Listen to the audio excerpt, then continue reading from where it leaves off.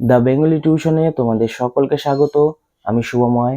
আজ তোমাদের যে টপিকটি নিয়ে আলোচনা করব সেটি হলো আইসিএসসি বোর্ডের ক্লাস 10-এ যারা পড়ছো, মানে যারা সামনেই বোর্ডস দেবে, তাদের এই ফেব্রুয়ারি মার্চেই পরীক্ষা। তোমাদের জন্য একটি ইম্পর্টেন্ট টপিক নিয়ে আজ আমি আলোচনা করব, সেটি হলো আইসিএসসি বোর্ডের কবিতা। মোট 10টি কবিতা রয়েছে। 10টি কবিতার মধ্যে আমি কিছু কিছু প্রশ্ন উত্তর তোমাদের সামনে এখন তুলে ধরবো, যেগুলি ধরো আসার সম্ভাবনা রয়েছে। আর তাছাড়াও প্রশ্ন উত্তর ছাড়াও শুধুমাত্র কিছু প্রশ্ন তোমাদের সামনে আমি তুলে ধরবো, সেগুলি তোমরা বাড়িতে প্র্যাকটিস করবে। আর প্রশ্ন উত্তর যেগুলো আছে সেগুলো একটু দেখে দেখে মনে রাখার চেষ্টা করবে। চলো তাহলে বেশি দেরি না করে আমরা খুব তাড়াতাড়ি আমাদের যে প্রশ্ন উত্তর পর্ব সেটি শুরু করি। ফুটুক না ফুটুক আজ বসন্ত। কি দেখে এ কথা বলেছেন কবি? কাকে উদ্দেশ্য করে বলেছেন? উত্তর দেখো, শান বাঁধানো ফুটপাতে হওয়া একটি কাঠখোট্টা গাছ বসন্তের আগমনে কচি পাতা ছড়িয়ে দিয়েছে। এটা দেখে কবি এ কথা বলেছেন। যুদ্ধ থেমে যাওয়ার পর ক্লান্ত, বিমর্ষ, কোনো ক্রমে বেঁচে থাকা নিরাশ মানুষদের তিনি একথা বলেছেন। প্রসঙ্গটি বিস্তারিতভাবে ব্যাখ্যা করো।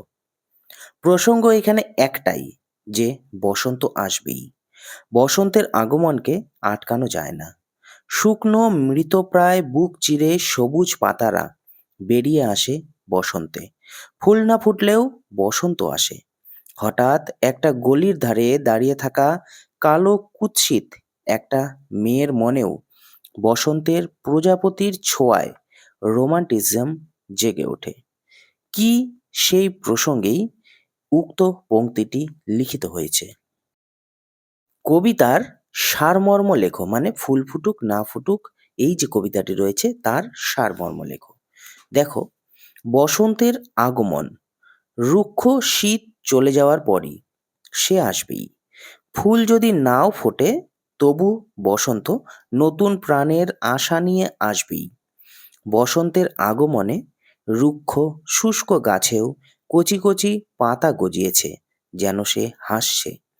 মৃত্যু ভয়ে সে যে আলোগুলো কালো আবরণ দিয়ে ঢেকে রাখা হয়েছিল, এখন যুদ্ধ শেষে সেসব আবরণ সরিয়ে দেওয়া হয়েছে। মৃত্যু ভয়ে ভীত মানুষগুলো নতুন করে বাঁচার স্বপ্ন দেখেছে। তাদের কাছে যেন সেই ভয়াবহ দিনগুলো আর ফিরে না আসে। একসময় হলুদ রাঙা গোধূলিতে একটা দুটো পয়সার বিনিময়ে যে হরবোলা ছেলেটা কোকিলের ডাক ডেকে বসন্তের আগমন স্মরণ করিয়ে দিত, সে বিভীষিকাময় দিনগুলোতে হারিয়ে গেলেও বসন্ত কিন্তু এসেছে। এটা এখানেই শেষ নয়, উত্তরটি আরও আছে। এই হলুদ বিকেলে লাল সূর্য যখন অস্ত যাচ্ছে, তখন একটি অবিবাহিতা অসুন্দর মেয়ে বারান্দায় দাঁড়িয়ে যুদ্ধের তাণ্ডবে তার হারিয়ে যাওয়া রোমান্টিসিজম আর নস্টালজিয়ার কথা ভাবছিল। তার জীবনেও বসন্ত এসেছিল, কিন্তু ফুল ফোটেনি। ঠিক সেই সময় আবারও বসন্তের বার্তা নিয়ে তার গায়ে এসে বসল একটি প্রজাপতি। তার মন যেন এক অব্যক্ত আনন্দে উদ্বেল হলো। হয়তো সে একটু লজ্জাও পেল। রুক্ষ শুষ্ক গাছটি কিন্তু হাসতেই থাকে, কারণ দুঃসময় পেরিয়ে বসন্ত এসেছে, জীবনের সব ক্ষেত্রে সুসময়ের ইঙ্গিত নিয়ে। খেলতে খেলতে সাঁঝের কোলে গড়িয়ে আসে বেলা। কি খেলার কথা বলা হয়েছে? কার খেলতে খেলতে সন্ধ্যা হয়ে যাচ্ছে? উত্তর দেখো, এই কবিতায় খো খো খেলার কথা বলা হয়েছে। খেলুড়ে মেয়েটির খো খো খেলতে খেলতে সন্ধে হয়ে যাচ্ছে। সন্ধ্যার উপলব্ধিটি ঠিক কেমন? খেলতে খেলতে যখন সন্ধ্যা হয়, তখন তার হাত পা ঝিমঝিম করতে থাকে আর ভীষণ খিদা পায়। এই সময় গরম ভাতের গন্ধে তার পেটের নাড়ি ভুঁড়ি বেরিয়ে আসার মতো অবস্থা হয়। কেন এই খেলায় এরকম মেতে থাকে সে?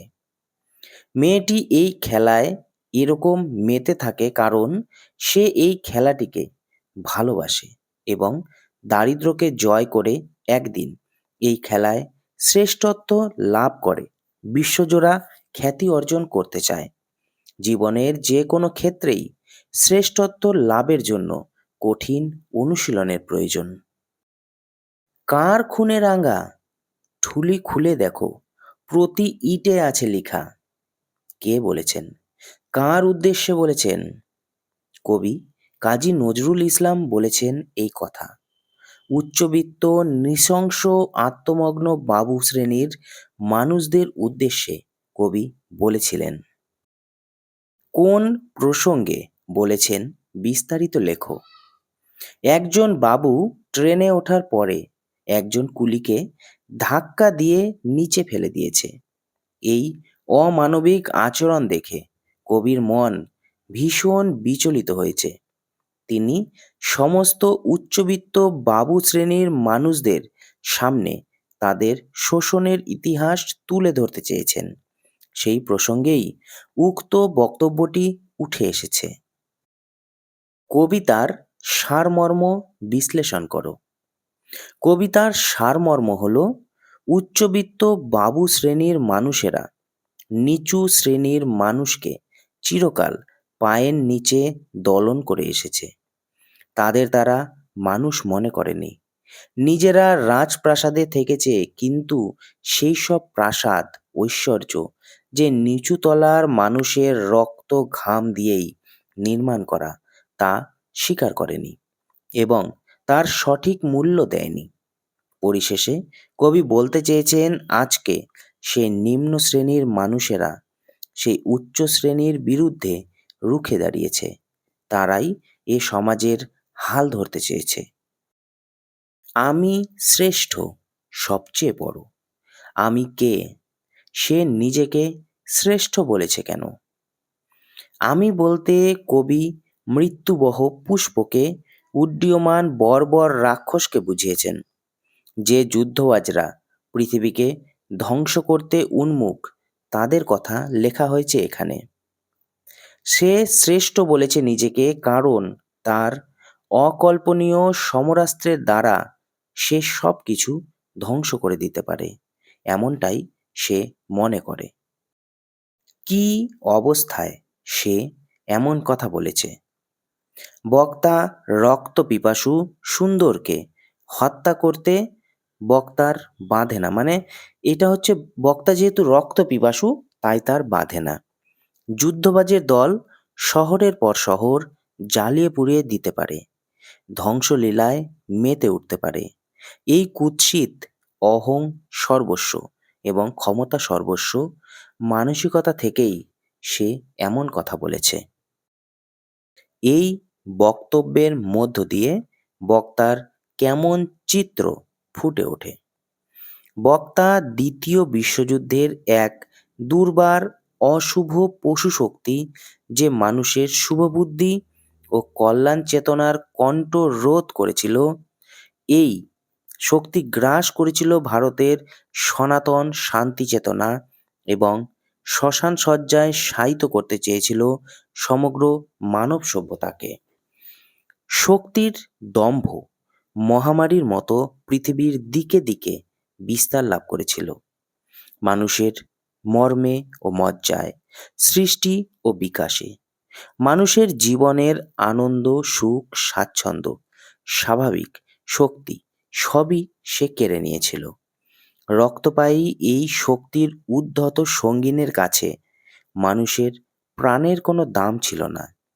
চতুর্দিকে কেবল মৃত্যুর করাল গ্রাস, স্থলে জলে অন্তরিক্ষে মৃত্যুদূত বর্বর রাক্ষসের হানা। দুর্বার শক্তি নিয়ে তারা মানুষের সুকোমল মনোবৃত্তিকে কেড়ে নিতে উদ্যত হয়েছিল।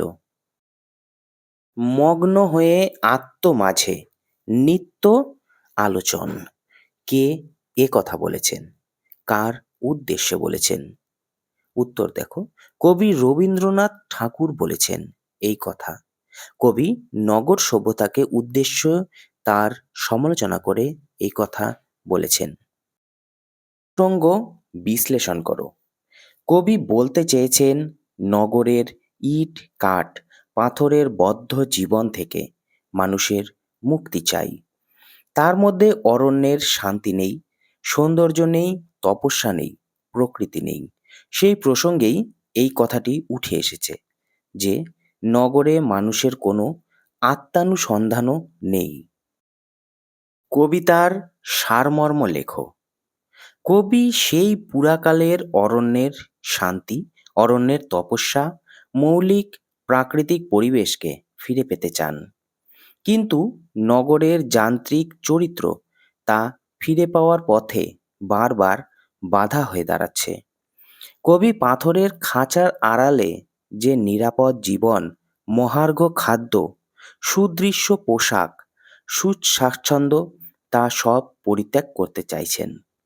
সব বন্ধন ছিঁড়ে তিনি ফিরে পেতে চেয়েছেন স্বাধীনতা, মুক্ত আকাশে বিচরণের সুযোগ, আত্মশক্তির প্রত্যাবর্তন এবং অনন্ত জগতের হৃস্পন্দনের অনুভূতি। রাঙা মেঘ সাঁতরায়ে আসিতেছে নীরে, দেখিবে ধবল বক, আমারেই পাবে তুমি ইহাদের ভিড়ে। কে বলেছেন এ কথা? প্রসঙ্গ কি? বক্তা এখানে কবি নিজেই। কবিতায় কবি বলতে চাইছেন তিনি বাংলায় আবার জন্মগ্রহণ করবেন। কি ভাবে তিনি ফিরে আসতে পারেন তার কথাই পুরো কবিতা জুড়ে লিখে গেছেন। কবির বাংলার বর্ণনার সঙ্গে সৌন্দর্য কি ভাবে জড়িয়ে আছে। কলমির গন্ধভরা ধানসিঁড়ি, জলঙ্গি ও রূপসা নদী, শঙ্খচিল, শালিক, ধবল বক, কাঁঠালের ছায়া, কিশোরীর হাঁসের পায়ে বাঁধা ঘুঙুর, নদী, মাঠ, ক্ষেত, লক্ষ্মী বেচা, রাঙা মেঘের অন্ধকারে ফিরে আসা, এসবের মধ্যেই বাংলার সৌন্দর্য জড়িয়ে আছে। জন্মান্তরে কবি কেমন করে ফিরে আসার কথা বা আশা করে জানাও। জন্মান্তরে কবি শঙ্খচিল হয়ে, বক অথবা হাঁস হয়ে, লক্ষ্মী পেঁচা হয়ে অথবা শিশু কিশোর হয়ে ফিরে আসতে চান। মধুহীন করো গো তব মন কোকোনদে। কে এ কথা বলেছেন? কাকে কথাটি বলা হয়েছে? কবি মাইকেল মধুসূদন দত্ত বলেছেন এই কথা। কথাটি বঙ্গমাতাকে উদ্দেশ্য করে বলা হয়েছে। কেন বলেছেন? বিস্তারিত আলোচনা করো। প্রথম জীবনে বঙ্গভূমিকে ছেড়ে কবি বিদেশে চলে যান ইংরেজি সাহিত্যের জগতে নিজেকে প্রতিষ্ঠিত করে যশস্বী হওয়ার জন্য। পরবর্তীকালে তার মনে হয়েছে তিনি বঙ্গজননীর প্রতি তেমনভাবে কোনো দায়িত্ব পালন করেননি। তাই তিনি বাংলা ভাষায় অবিস্মরণীয় সব নাটক, কবিতা ও প্রহসন রচনা করেন এবং বঙ্গজননীকে প্রার্থনা জানান যেন তিনি কবি মধুসূদনকে ভুলে না যান। কবিতার সারমর্ম লেখো। বঙ্গের বিভিন্ন রত্নকে অবহেলা করে মধুসূদন প্রথম জীবনে গিয়েছিলেন বিদেশি রত্নের খোঁজে। বিদেশের রীতি নীতি আদব কায়দা সব কিছুর প্রতি মোহের বশে মধুসূদন নিজের বঙ্গভূমিকে অবহেলা করেছেন। সব কাব্যই বিদেশের অনুসরণে লিখেছেন। শেষ জীবনে এসে তিনি বঙ্গদেশের সম্পদকে চিনতে শেখেন। বিভিন্ন বাংলা কাব্য রচনার পর তিনি বঙ্গজননীকে প্রার্থনা জানান যেন তিনি কবি মধুসূদনকে ভুলে না যান।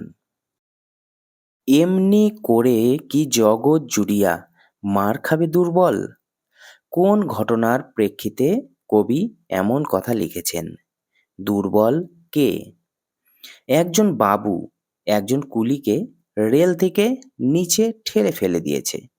এই ঘটনার প্রেক্ষিতে কবি উপরোক্ত উক্তিটি করেছেন। দুর্বল বলতে ওই কুলিটির কথা বলা হয়েছে যাকে বাবু ঠেলে রেল লাইনের উপর ফেলে দিয়েছে। কিসের জন্য কবি দুর্বল হয়ে কাঁদছেন? বর্ণনা করো। উত্তর দেখো, কবি আসলে কোনো বিশেষ কুলি বা মজুরের জন্য কাঁদছেন না। উনি আসলে সমগ্র অর্থনৈতিকভাবে দুর্বল শ্রমজীবী সম্প্রদায়ের জন্য কাঁদছেন। সেই প্রসঙ্গেই তিনি এই কথা লিখেছেন। বাবুরা এসে ট্রেনে চড়ে বসে আর কুলিরা থাকে তাদের পায়ের তলায়। রাজপথের মোটরগাড়ি, সমুদ্রের জাহাজ, বড় বড় অট্টালিকা সবই খেটে খাওয়া মানুষদের পরিশ্রমেরই দান। কিন্তু সেগুলি উপভোগ করে সমাজের উচ্চবিত্তরা। এই রকম এক অসহ্য অবিচারের প্রেক্ষিতে কবি উক্ত পংক্তিটি লিখেছেন। দুর্বল কার কাছে মার খাচ্ছে এবং কেন, বিস্তারিত লেখো। উচ্চবিত্ত সম্পন্ন বাবু সম্প্রদায়ের কাছে মার খাচ্ছে শ্রমজীবী মানুষেরা। এর কারণ তারা প্রতিবাদ করতে জানে না, তারা নিজেদের দাবি আদায় করতে জানে না, তারা সংঘবদ্ধ নয়। ঢেকে রাখতে চাও আমাদের অত্যাচারের চিহ্নকে। কে বলেছেন? কার উদ্দেশ্যে বলেছেন? কবি সুকান্ত ভট্টাচার্য বলেছেন এই কথা। ধনী শোষক শ্রেণীর মানুষদের উদ্দেশ্য করে বলেছেন এই কথা। কোন প্রসঙ্গে বলেছেন? বিত্তশালী মানুষেরা দরিদ্র শ্রেণীর মানুষদের সিঁড়ি রূপে ব্যবহার করে তাদের মারিয়ে উপরে উঠে যায়। এই অত্যাচারে সিঁড়ি ক্ষতবিক্ষত হয়। এই ক্ষত দৃষ্টির আড়ালে রাখার জন্য তা মুড়ে নিচে দেওয়া হয় কার্পেট দিয়ে। কোনো স্থায়ী সমাধান হয় না। এই প্রসঙ্গেই কবি এ কথা বলেছেন। কবিতার সারমর্ম বিশ্লেষণ করো। বিত্তশালী মানুষেরা দরিদ্র শ্রেণীর মানুষদের সিঁড়ি রূপে ব্যবহার করে তাদের মারিয়ে উপরে উঠে যায়। ক্ষতবিক্ষত সিঁড়ির গায়ে পড়ে থাকে তাদের পায়ের ধুলো। এই ক্ষত দৃষ্টির আড়ালে রাখার জন্য তা মুড়ে দেওয়া হয় কার্পেট দিয়ে। কিন্তু কোনো স্থায়ী সমাধান করা হয় না। কিন্তু দিন আসছে, একদিন বিত্তশালী মানুষদের শোষক ও অত্যাচারীর স্বরূপ প্রকাশ হয়ে পড়বে এবং মোগল সম্রাট হুমায়ুনের মতো তাদেরও পতন হবে অনিবার্য। আমরা কেউ মাস্টার হয়েছি, কেউ ডাক্তার, কেউ উকিল। আমরা বলতে বক্তা কাদের কথা বলেছেন? কি প্রসঙ্গে এই কথা বলেছেন? আমরা বলতে কবি তাদের কথা বলেছেন যারা ছেলেবেলায় অমলকান্তির বন্ধু ছিলেন। স্কুলে পড়ার সময় অমলকান্তির বন্ধুরা যে যা হতে চেয়েছিলেন, পরবর্তীকালে তারা তাই হয়। কিন্তু অমলকান্তি যা হতে চেয়েছিল, পরবর্তীকালে তা সে হতে পারেনি। এই প্রসঙ্গেই কবি এ কথা বলেছেন। অমলকান্তি কি হতে চেয়েছিল? এই প্রসঙ্গে তার তাৎপর্য বিশ্লেষণ করো। অমলকান্তি রোদ্দুর হতে চেয়েছিল। অমলকান্তির কর্মক্ষেত্রের মধ্যে রোদ্দুর পৌঁছয় না, তাই সে চেয়েছে অন্য কাউকে যেন রোদ্দুর করে তুলতে পারে, যে তাকে সেই আলো ও তাপ দেবে। অমলকান্তি নিজের নামের মতো সূর্যের নির্মল দীপ্তি ছড়ানো রোদ্দুর হতে চেয়েছিল।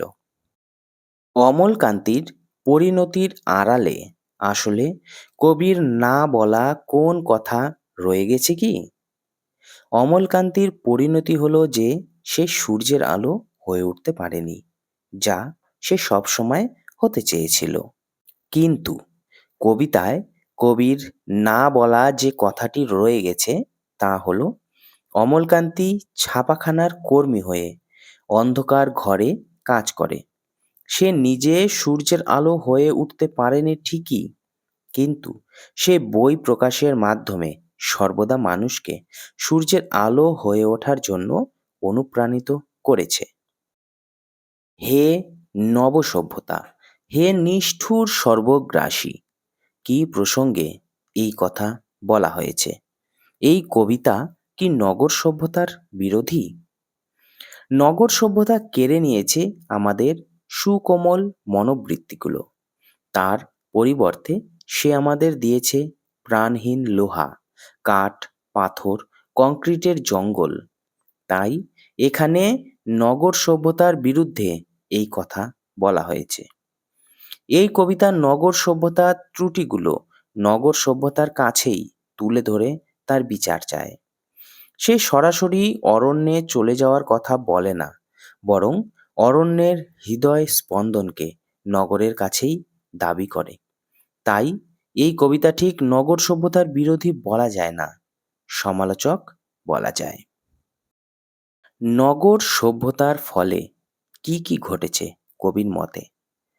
কবির মতে নগর সভ্যতার ফলে অরণ্য বা বৃক্ষ শেষ হয়ে গেছে।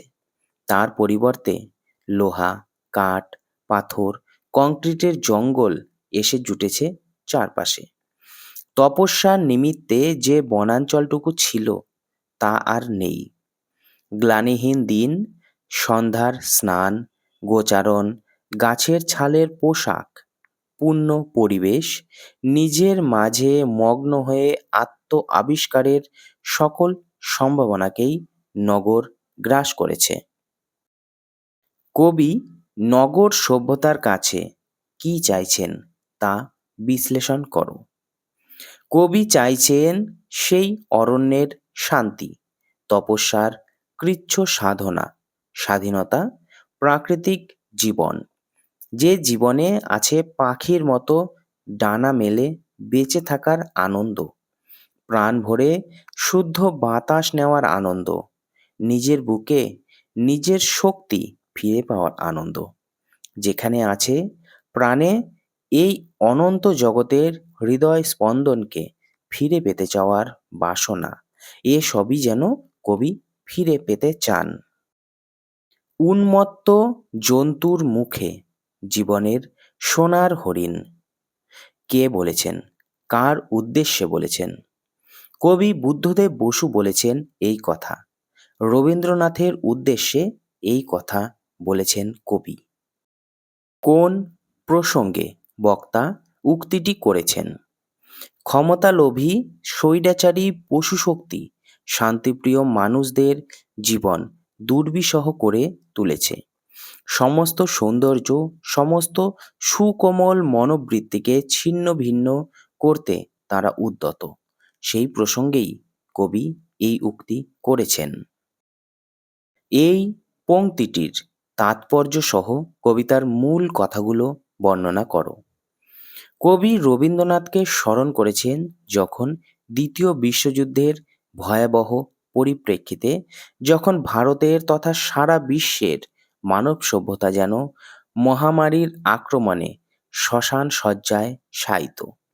চতুর্দিকে সুন্দরকে হত্যা করে উদ্ধত সঙ্গীনধারীর শ্রেষ্ঠত্ব অর্জনের লড়াই। এই উন্মত্ত পশুশক্তির সামনে জীবনরূপ সোনার হরিণ আজ শিহরিত ও বিকম্পিত। এই নারকীয় পরিবেশে কবি বেঁচে রয়েছেন শুধুমাত্র রবীন্দ্রনাথের মানবতার শাশ্বত বাণী ও অভয় মন্ত্র স্মরণ করে।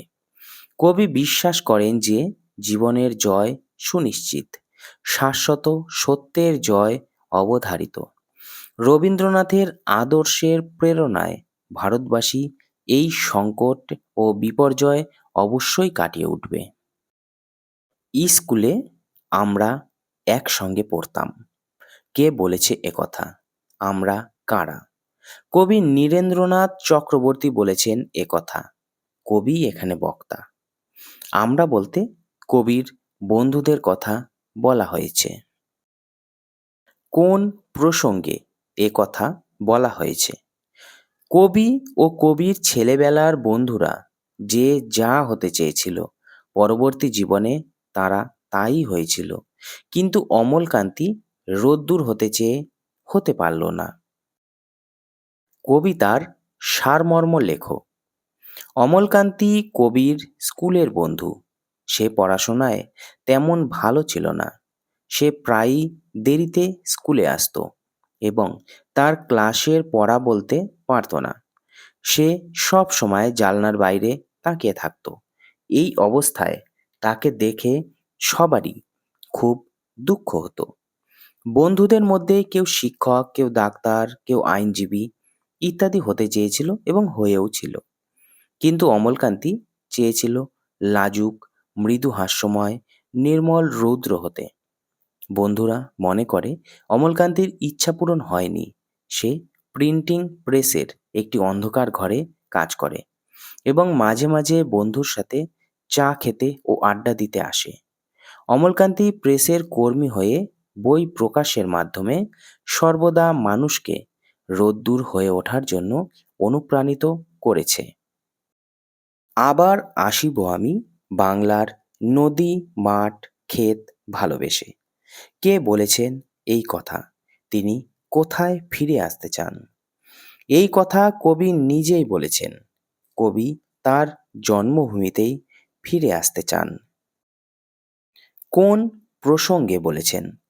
জন্মভূমির প্রতি ভালোবাসার টানে কবি মানুষ হয়ে যদি নাও আসেন, তবে শঙ্খচিল, শালিক, হাঁস, ধবল বক কিংবা ভোরের কাক প্রভৃতি হয়ে ফিরে আসতে চান। কবিতার মূল কথা কি? কবিতাটির মূল কথা বাংলার প্রতি কবির টান। সেই টান বর্ণিত হয়েছে বাংলার সৌন্দর্যের মাধ্যমে। বাংলার পাখি, নদী, ঋতু এবং সকাল, বিকেল ও সন্ধ্যার নানাবিধ নৈসর্গিক পরিবেশের বর্ণনায়। এই সৌন্দর্যের টানেই কবি বাংলায় আবার ফিরে আসতে চান। আমি কেবল কথাই বলি, পুঁথি পড়ি বসে। কে বলেছেন? কেন বলেছেন? বাবু নামক যে উচ্চবিত্ত সম্প্রদায়, তারা বলেছেন। বলা হয়েছে কারণ বাবুরা কেবল কথা বলেন, ভাবেন আর পুঁথি পড়েন, কিন্তু কাজ করেন না। কোন প্রসঙ্গে লেখা হচ্ছে? সমাজের গণ্যমান্য বা বাবু সম্প্রদায়রা নিষ্কর্মা এবং পুঁথিগত বিদ্যাতেই তাদের জ্ঞান সীমিত। তারা কর্ম ব্যবস্থার মধ্যে জীবনযাপন করতে চান না। তাদের রয়েছে কেবল বাকচাতুর্য আর বিদ্যা জাহির করার আস্ফালন। তারা মনে করেন শ্রমপূর্ণ জীবনযাপন করবে তাদের চাকর বাকরেরা। সেই প্রসঙ্গেই এ কথা লেখা হয়েছে। কবিতার সারমর্ম লেখো। অলস কর্মভীরু বাবু সম্প্রদায়ের জীবনযাপন কেবল পুস্তক পাঠ ভিত্তিক। তারা বই পড়েন আর জ্ঞান বিতরণ করেন, আর শ্রমভিত্তিক কর্ম সম্পাদনের দায়িত্ব চাপিয়ে রাখেন কেবল চাকর বাকরদের ওপর। কিন্তু সেই শ্রম নির্বাহ করতে গিয়ে তাদের কারো মৃত্যু হলে বাবু সম্প্রদায় তার দায় নিতে অস্বীকার করেন। অহংকারী বাবুরা মনে করেন বিদ্যা বুদ্ধির জোরে তারাই সকলের সেরা, এবং যেখানে শ্রমিক যদি মরে তা তাদের নির্বুদ্ধিতার জন্যই। দন্তের চূড়ায় বসে তারা শ্রমজীবী মানুষদের মানুষ বলে মনে করেন না। এটি আরও আছে উত্তরটা। তাদেরকে মানবিকতার দৃষ্টিভঙ্গি থেকে ছুঁতে চান না, তাদের সঙ্গে মিশতে চান না, কারণ তাদের নিজেদের হৃদয় সব সময় জ্ঞান সমৃদ্ধ। তারা ভাবেন মিথ্যে অন্তঃসার শূন্য জ্ঞানের আস্ফালনে তারা পৃথিবীকে পাল্টে দিতে পারেন, যেভাবে ইচ্ছে চালিত করতে পারেন। অপরদিকে শ্রমপূর্ণ যে সমস্ত কাজ, তার দায়িত্ব শুধুমাত্র ওই শ্রমজীবী মানুষদের। বাবুদের এই অন্তঃসার শূন্যতা তারা নিজেরাও বুঝতে পারেন। তারা যে মিথ্যে এবং মেকি তা যদি কোনোদিন সবার কাছে ধরাও পড়ে যায়, তাহলে সেই যন্ত্রণা সইতে সইতেও তারা দেখতে চান যে চাকর বাকরেরাই শ্রম করে চলেছে। এতক্ষণ তোমরা দেখছিলে প্রশ্ন উত্তর পর্ব, মানে প্রশ্ন এবং উত্তর। এবার আমরা যেটি নিয়ে আলোচনা করব সেটি হলো শুধুমাত্র প্রশ্ন। দেখো, এখানে শুধুমাত্র প্রশ্নই আমি দেব, তোমরা এর উত্তরগুলো বাড়িতে করার অবশ্যই চেষ্টা করবে। যদি কোনো রকম কোনো সমস্যা হয়, আমি তো আছি। ভবিষ্যতে আমার আরও আরেকটি ভিডিও আমি বানিয়ে দেব, যেটিতে এর উত্তরগুলো থাকবে। তো এখন বর্তমানে এই প্রশ্নগুলো তোমরা একটু দেখে নাও এবং বাড়িতে একটু প্র্যাকটিস করবে। চলো তাহলে শুরু করা যাক। প্রতিদিন অনেক উঁচুতে উঠে যাও। কে বলেছে? কাদের উদ্দেশ্যে বলেছে? কোন প্রসঙ্গে বলছে? কবিতাটির সারমর্ম বিশ্লেষণ করো। যা নাকি অল্প একটু হাসির মতো লেগে থাকে। কি লেগে থাকার কথা বলা হয়েছে? কোথায় কখন লেগে থাকে সেটা? কোন প্রসঙ্গে বলা হয়েছে? কবিতার প্রধান চরিত্র অমলকান্তির জীবনে কি শেষ অবধি সেরকম কোনো হাসি ছিল? হয়তো দেখিবে চেয়ে সুদর্শন উড়িতেছে সন্ধ্যার বাতাসে। কে এ কথা বলেছে? কাকে উদ্দেশ্য করে এই কথা বলা হয়েছে? কোন প্রসঙ্গে বলা হয়েছে? কবিতায় বাংলার রূপ বৈচিত্র্য বিশ্লেষণ করো। গায়ে হলুদ দেওয়া বিকেলে। কে বলেছে? কেন বলেছে? কি প্রসঙ্গে বলেছে? বাক্যটির তাৎপর্য বুঝিয়ে দাও সমগ্র কবিতার নিরিখে। জন্মিলে মরিতে হবে, অমর কে কোথা কবে? কে বলেছেন? কার উদ্দেশ্যে বলেছেন? প্রসঙ্গ বিশ্লেষণ করো। কবিতাটির সারমর্ম লেখো। তাঁরাই মানুষ, তাঁরাই দেবতা, গাহি তাহাদেরই গান। কে বলেছেন? কাদের জন্য বলেছেন? কোন প্রসঙ্গে বলেছেন? কি এমন ঘটেছে যার ফলে তিনি এই কথা বলতে পারছেন? সবাই যদি বলেও আমায় মিথ্যা এবং মেকি। কে বলেছেন? কাকে বলেছেন? প্রসঙ্গ বিশ্লেষণ করো। কবিতার মূল বক্তব্যটি কি? তোমারে স্মরণ করি আজ এই দারুণ দুর্দিনে। কে এ কথা বলেছেন? কাকে বলেছেন? কেন বলেছেন? কবিতার সারমর্ম লেখো। হাত ঝুমঝুম, পা ঝুমঝুম, শিয়ারামের খেলা। কোন খেলার কথা বলা হয়েছে? কে খেলছে? কবিতায় খেলার প্রসঙ্গ কিভাবে এসেছে? সেই খেলার তাৎপর্য কি খেলোয়াড়ের জীবনে? কত পাই দিয়ে কুলিদের তুই কত ক্রোড় পেলি বল? কে বলেছে? কার উদ্দেশ্যে বলেছে? কোন প্রসঙ্গে বলেছে? কবিতার মূল বক্তব্য বিষয় কি? পাল্টে দিতে পারি ভুবন আখ্যানে ব্যাখ্যানে। কে বলেছে এই কথা? কোন মনোভাবের পরিচয় পাওয়া যায় এই কথায়? কোন প্রসঙ্গে কবিতায় এই পংক্তিটি এসেছে? কবি সে মনোভাবের প্রতি কি মন্তব্য করেছেন? তোমারে স্মরণ করি আজ এই দারুণ দুর্দিনে। কে স্মরণ করেছেন? কাকে স্মরণ করেছেন? কেন স্মরণ করেছেন? কবিতাটির মূল তত্ত্বটি কি? দাও সেই তপবন পুণ্য ছায়ারাশি। কে উক্তিটি করেছে? কার উদ্দেশ্যে করেছে? প্রসঙ্গ বিশ্লেষণ করো। কবিতার সারমর্ম লেখো। গ্লানিহীন দিনগুলি, সেই সন্ধ্যা স্নান। কে বলেছেন? কেন বলেছেন? কি প্রসঙ্গে বলেছেন? কবিতার সামগ্রিকতার নিরিখে এই বক্তব্যটি বিশ্লেষণ করো। রেখো মা দাসেরে মনে, এ মিনতি করি পদে। কে বলেছেন? কেন বলেছেন? প্রসঙ্গ বিশ্লেষণ করে এই বিষয়ে আর কি কি বলেছেন বলো। কবিতাটি আসলে কি কথা বলতে চায়?